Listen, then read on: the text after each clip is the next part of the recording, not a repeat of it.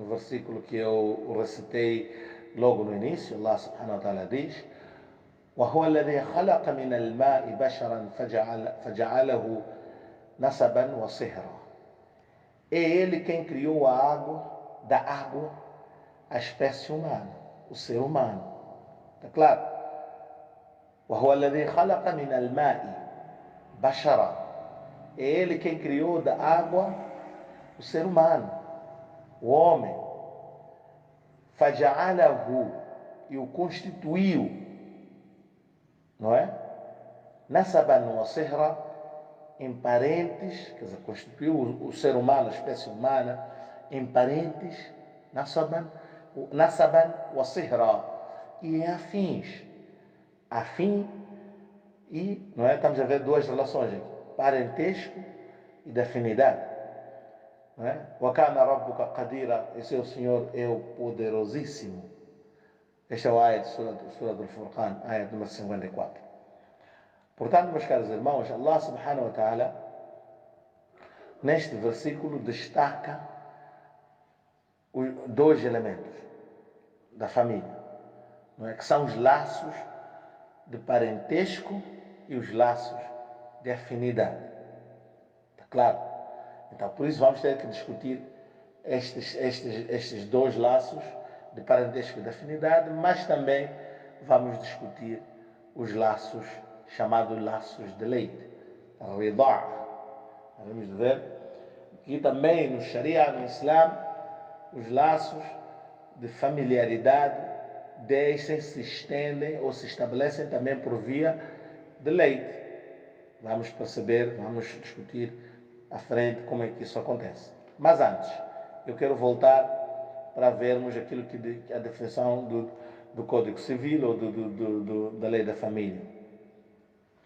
Não é? Da nossa Lei da Família, que tinha também os mesmos dois componentes, que é o parentesco, a afinidade, mas também diziam são laços por adoção. Quer dizer que a adoção também é o meio de constituir a família, ou por outra, não é? Existem familiares, laços de parentesco, de afinidade, mas também pode existir laço entre as pessoas, laços familiares por via da adoção, não é? Isto nós vamos encontrar, claro, no direito romano-germano, no direito anglo-saxônico, também tem esta mesma definição, não é? Quando falamos de direito romano-germano, estamos a falar do direito praticamente dos países latinos, não é assim? Estamos a falar de todos que têm influências do direito francês como origem, não é? Deste grande ramo do direito, esta grande área, não é? Do direito, enquanto que existe o direito anglo-saxônico, que é dos ingleses, não é? Então, ingleses e países colonizados por eles têm a sua forma, não é, de direito, seu sistema, diferente do sistema romano-germano. No entanto, nessa questão de família, todos eles têm quase que esses três elementos nas suas definições de família, que é o laço de parentesco, os laços de afinidade, affinity, não é, ties, e temos de adoção, os laços of adoption ties, não é? Eles têm esses três laços. Nós, à luz do direito islâmico, temos também os laços de parentesco, a-sihr, não é? Aliás, a-nasab, não a-sihr, laço de parentesco, a-nasab. Temos os laços de afinidade, que é a-sihr, ou musahara, e temos os laços de leite.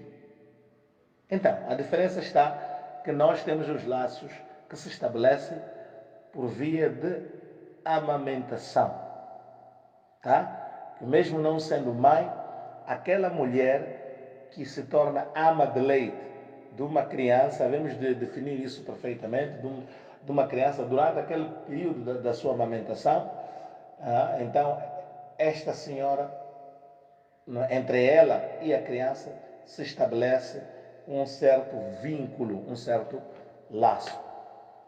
Está claro? Isto é assim no Sharia, e vamos ver as implicações disso adiante. Enquanto que no direito posto, que é no direito romano-germano, no direito anglo-saxônico, nós encontramos o parentesco, a afinidade, mas encontramos laços por adoção. Então, a pergunta que deve estar a ficar, então nós não temos adoção, não temos laços por via da adoção? A resposta é não. Allah subhanahu wa ta'ala, no Coran, vedou a adoção. Mas depois vamos falar, há um capítulo específico que nós vamos decifrar e explicar bem este conceito de adoção e ver qual é a sua aplicação à luz da Sharia. Mas, nesta fase, devemos reter em mente que no Islã nenhuma pessoa se torna pai de outra por qualquer convenção, por qualquer acordo, por qualquer tipo de lei. A paternidade é só biológica. Não existe paternidade juris, ou por outra, de lei. Não existe. Enquanto que o direito posto, estamos a falar do direito positivo, quer seja no direito romano, germano, no direito anglo-saxônico, para os ingleses, assim como para os latinos, não é? Todos eles têm este instituto da adoção, onde se permite que duas pessoas, por convenção, por acordo, assumam, por acordo e por lei, não é? Assumam e adotem, quer dizer, tornem alguém como seu filho. Então Allah subhanahu wa ta'ala vedou isso no Coran, que o filho, né, que não é lícito a ninguém, não é? Chamar ou tomar o filho do outro como seu próprio filho. Não existe isso no Islã, não é? Não é lícito. É aquilo que chamamos at-tabanni. Então o termo exato, a tradução da palavra adoção, não é? Do menor, uma criança, é at-tabanni, não é? Tornar uma criança seu próprio filho. Então isso não existe no Islã. Mas é preciso, deixo desde já que a adoção tem vários tipos. Então é preciso percebermos bem. Deixo essa introdução nesta fase.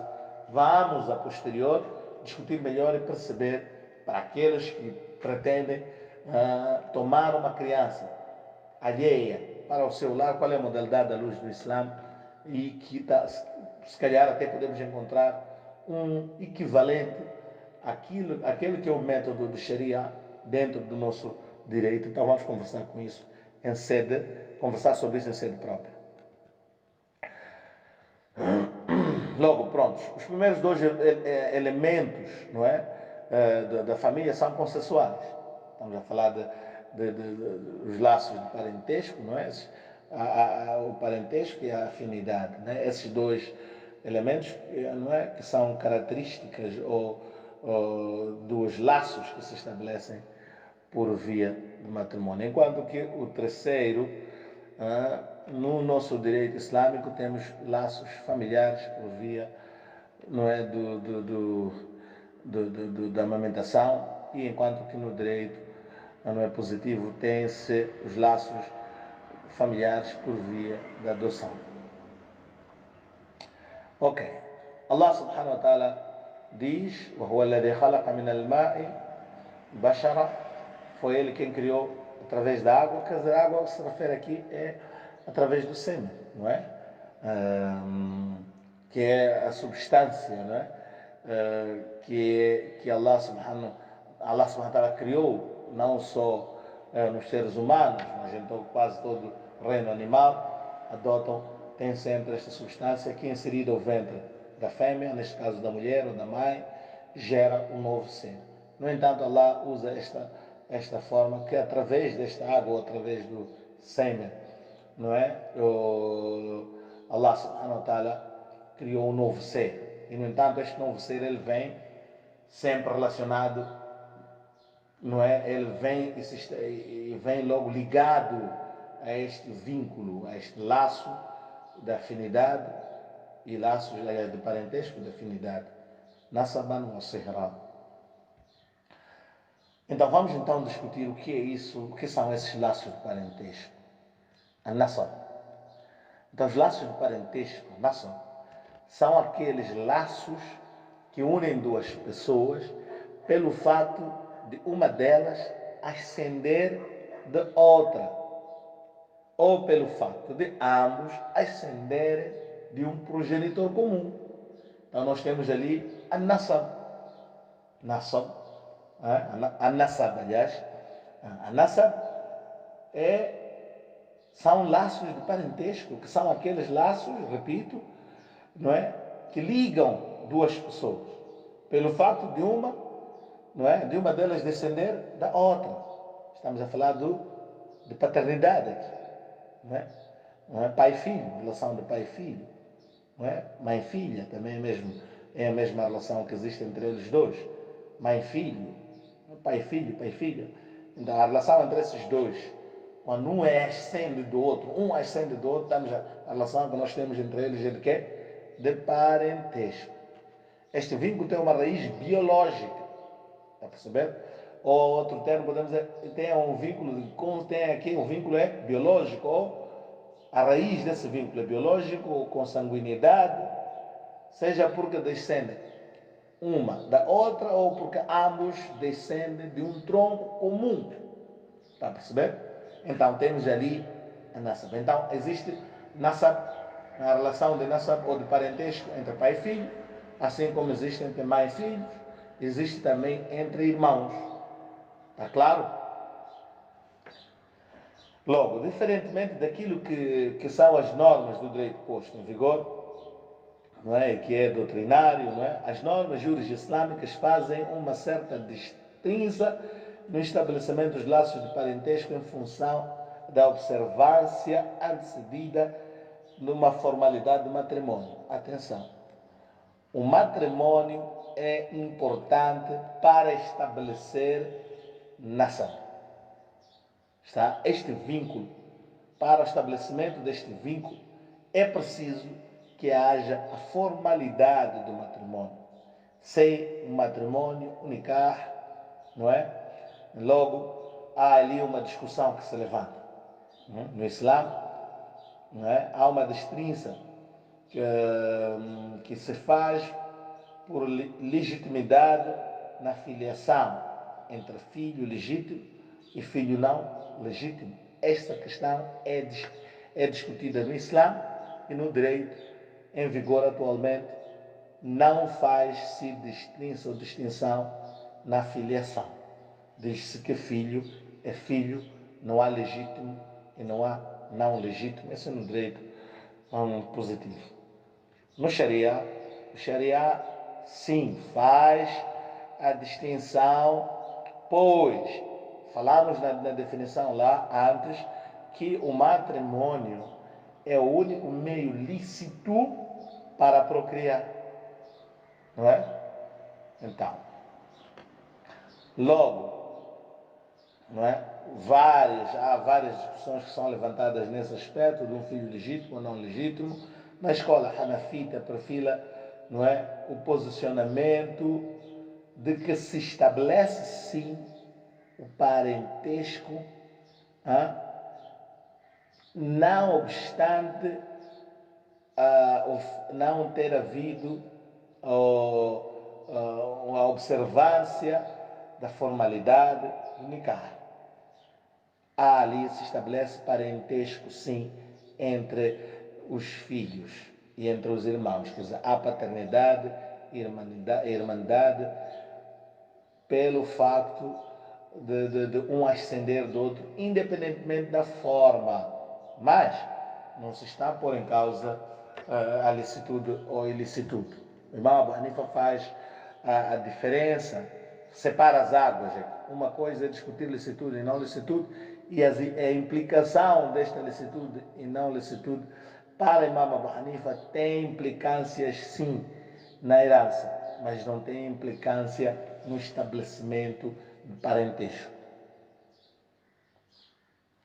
Esta é a posição da escola do Imam Abu Hanifa. No entanto, nós teremos um capítulo onde vamos falar sobre, não é, sobre a sucessão, mortis causa, estamos a falar sobre a herança, não é? Então lá havemos de discutir novamente essa questão de filiação e vamos discutir sobre o vínculo de parentesco. e também ali vamos discutir melhor este vínculo de parentesco com base em uma relação formal de nikah ou sem ela. Vamos discutir isso mais à frente. Ok.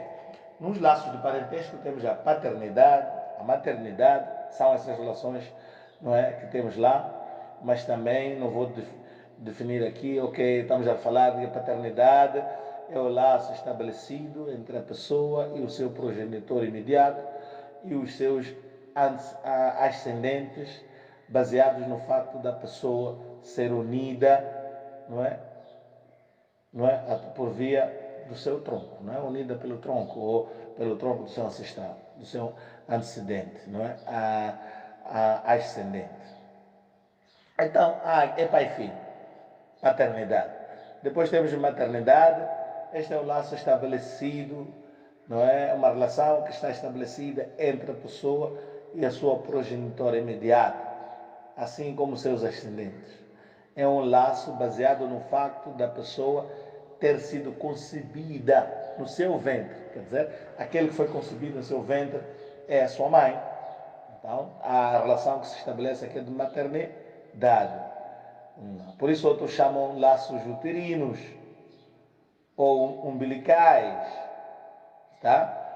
Pois o feto se desenvolve em seu ventre, então por isso chamam, ou no útero chamam laços uterinos, não é? Alimentado pelo seu cordão umbilical, chamam laços umbilicais, de acordo com essas designações. Então há várias formas de se designar este laço. Então, após o nascimento, segue o aleitamento materno, que não só é estabelecido, estamos a falar do laço de maternidade aqui, onde tem o aleitamento, não é? Mas antes é antecedido por esta alimentação por via umbilical, não é?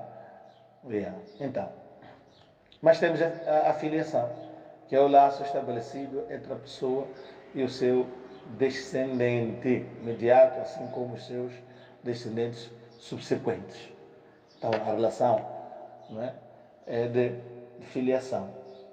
Estas três categorias de laços de parentesco, que estão a referir à paternidade, à maternidade, à filiação, são as categorias de laços mais fortes em relação aos outros, sendo por isso vedado a concorrência deste tipo de relação com a relação conjugal, que é uma relação inferior diante daquela. Não sei se percebemos isso que eu acabei de dizer, não é? Então, a relação de paternidade, maternidade, filiação, não é? São as relações mais fortes que existem e incompatíveis com outro tipo de relação, como o matrimônio, entre si. Tá? Vamos ver à frente quando falarmos de Mahari, este novo conceito. Vamos discutir um pouco com mais profundidade quando estivermos a falar dos impedimentos para o casamento. Por exemplo, Allah subhanahu wa ta'ala, não é, veda o matrimônio, não é, de uma pessoa com seu pai, com sua mãe, com seus filhos. حرمت عليكم أمهاتكم وبناتكم, não é? Foi-vos proibido esposardes vossas mães e vossas filhas.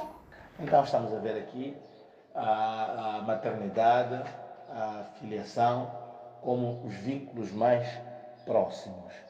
Mas depois temos a irmandade. A irmandade é o laço existente entre duas. Ainda estamos a falar dos laços de sangue, está? Do parentesco. Pessoas ligadas por laços de sangue, tá? Pelo facto de um ascender do outro ou de ambos partilharem o mesmo tronco. Está claro? Ainda estamos a falar desses laços. A irmandade é o outro. É o laço existente entre duas pessoas ou mais, pessoas oriundas do mesmo tronco ou do mesmo ventre, ou de apenas um deles. Podem ser do mesmo tronco e não do mesmo ventre. Ou pode ser do mesmo ventre, mas não do mesmo tronco. Portanto, podemos ter nessa base os seguintes tipos de irmãos. Então há aqueles que são chamados haqiqi, não é? No termo árabe, que é irmãos nós conhecemos como irmãos germanos. São aquelas duas ou mais pessoas que são oriundas do mesmo tronco e do mesmo ventre. São chamados irmãos germanos, haqiqi. Está claro? E temos os irmãos consanguíneos. Então, ou são chamados lati. São aquelas duas ou mais pessoas que são oriundas apenas do mesmo tronco. Está claro? Apenas do mesmo tronco. Depois temos irmãos uterinos, que são aquelas duas pessoas ou mais, não é, que são unidas apenas do mesmo ventre. Tá? Então, nós temos estes três tipos de irmãos, não é? Então, quanto à força dos laços entre irmãos, ela se assemelha aos laços de paternidade, maternidade e filiação, visto que todos eles são uns parte física dos outros. Está claro? Então, há também uma relação muito forte de parentesco entre estas pessoas, entre irmãos. É como entre pai e filho. Ok. E depois temos também os tios paternos. O árabe chama-se umuma, não é? Não é? Os tios paternos, umuma, não é? Estes são aqueles que têm um vínculo de irmandade com o seu progenitor imediato, com o pai. Então, o irmão do pai. É claro? Então, são chamados tios ou am. Depois temos al-khal, ou os tios maternos, não é? Estes são aqueles que têm um vínculo de irmandade com a sua progenitora imediata, a mãe. Irmãos da mãe são chamados khal na língua árabe, não é? Então, os tios maternos. A tia, khala, não é? A tia materna, tio al-khal, enquanto que temos também os tios paternos. Estas duas categorias, tios paternos e maternos, são graduados no Sharia a nível de pais. Ali ibn Abi Talib, radiyallahu ta'ala anhu, diz que o profeta sallallahu alaihi wasallam disse que o tio de alguém é equivalente a seu pai. Está claro? Não é? Então, ammu rajul sinu abihi, que o tio de alguém, o tio de um homem, é equivalente ao seu pai. Este é um hadith narrado no Sunan Tirmizi, não é? Qualificado como Hasanun Sahih. Então, este hadith de Ali ibn Abi Talib. Aqui neste hadith conseguimos ver que os tios são na posição de quem? Dos pais. Portanto, os laços entre a pessoa e seus tios paternos são provenientes dos laços de paternidade, são equiparáveis aos laços de paternidade, enquanto que os laços entre a pessoa e os seus tios maternos são provenientes dos laços de maternidade, então, são frutos dos laços de maternidade. O mesmo se diz em relação aos avós. Todos estes são parte da classe dos vedados para matrimônio, maharim, não é? Então, todos esses que nós referimos aqui têm uma classe, vamos falar melhor mais para frente sobre os maharim, mas vamos para frente. O mesmo se diga em relação aos sobrinhos, quer dizer o quê? Filhas, ou os filhos, ou as filhas do irmão ou da irmã, que têm o mesmo grau com as suas próprias filhas ou os seus próprios filhos. Está claro? Têm o mesmo grau com os seus próprios filhos. Quer dizer, os filhos, sobrinhos, como nós chamamos, não é? Os sobrinhos têm o mesmo grau com os filhos. Quer dizer, os filhos do seu irmão, não é? Para si, e os filhos da sua irmã, para si, são como seus próprios filhos. Já que ammu rajul sinu abihi, que o tio de uma pessoa é semelhante ao filho, é semelhante a seu pai, logo o filho, na base do mesmo hadith, o filho de uma pessoa é semelhante a filho. Está claro? O filho do seu irmão esquecimento ao filho. Ok, estas são as categorias dentro dos laços de parentesco que são considerados como núcleo familiar mais próximo e que Allah subhanahu wa ta'ala vedou o estabelecimento de um vínculo matrimonial entre eles, já que existe um vínculo prévio, não é? De categoria maior, por conseguinte, incompatível para o estabelecimento de um vínculo de matrimônio. Está claro? Então essas pessoas não podem se casar entre si, não podem constituir família entre si.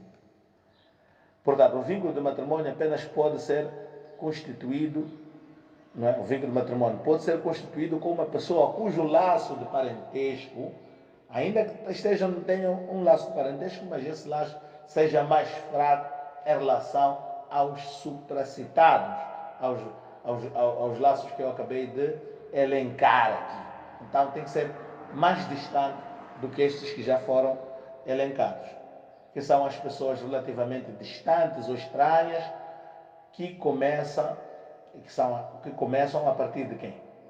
Dos primos. Nos parentescos existem já os primos, que estão próximos sim, mas já estão relativamente distantes, sejam eles descendentes de tios ou paternos ou maternos. Está claro? Os primos, sejam paternos ou maternos. Os filhos de dois irmãos, ou de um irmão e uma irmã, ou de duas irmãs, é a isso que me refiro. Portanto, ali, não é? Já temos a permissão, está? Já existe uma distância suficiente para permitir que haja entre eles um casamento, uma relação matrimonial.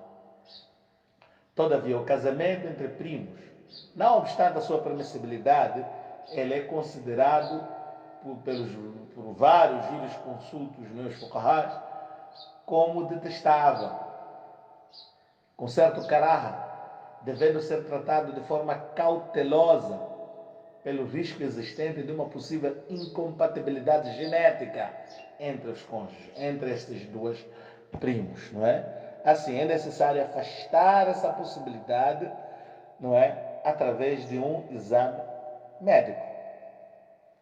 Está claro? Ok. Resumindo aqui o parentesco, temos a mãe, não é?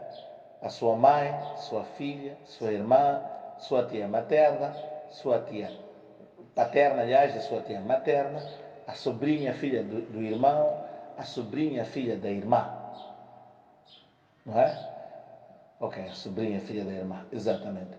Todos esses fazem parte daquelas pessoas que são próximos, extremamente próximos, são parentes e com quem o matrimônio se encontra vedado.